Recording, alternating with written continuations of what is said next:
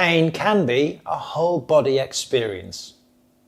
Hello, I'm Rodger Duckworth, and for the last 30 years I've helped people not only manage but overcome their chronic health issues, their persistent pain, and their trauma and complex health issues. Pain can be an entire body experience. Well, what do I mean by that? If you cut your finger, is that going to affect the entire body? Well, maybe not. But maybe in some small way, yes. I'll come back to that in a moment.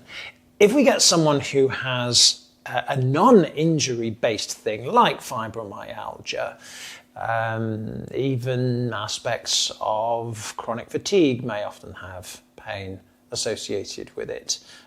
Long COVID patients often have a great deal of pain. And there has not necessarily been any mechanical event to create that pain, and yet their whole body is suffering and experiencing pain.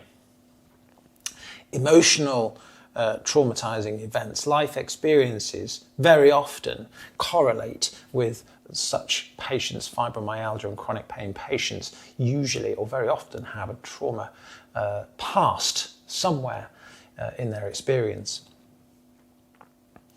But let's go back momentarily to this physical injury. Actually, if we have an injury or we have some surgery or a scar or something, we've all probably experienced how we hold ourselves differently. That might create bracing. At the very least, it is definitely sending a signal into our bodies that there has been something that needs to be paid attention to, some kind of environmental thing that says it's not safe.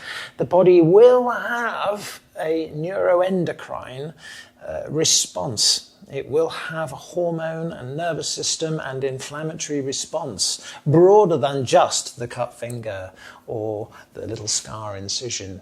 There's an emotional experience, and that is a felt experience because emotions are felt in our body.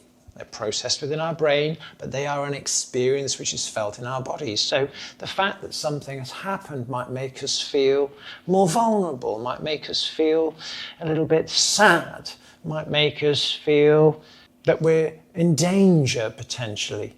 We're not as free of risk as we might have felt before. That will change potentially the way in which we move, the way in which we hold ourselves. Yeah. So you might have had a fall. You might fall over. You see this a lot with elderly in the past where they'll fall, and it's a big change in their whole experience. Yes, they've hurt their hip, but there's a lot more to it than that. They've got all of the impact that then means that their gait is different because they're frightened of falling. So they've got a fear experience. Now fear is a felt sense, and fear will have a sensory quality. How do you know you're frightened? Because you feel it.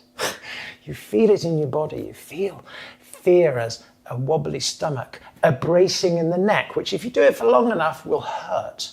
So pain is a whole body experience, whether I mean that entirely of you must feel the pain all over your body. That's not entirely what I mean by that. It might be, but it might be that it's affecting your whole being. It's affecting your whole body, whether you perceive it as pain or not. But the pain will have an effect throughout your entire being.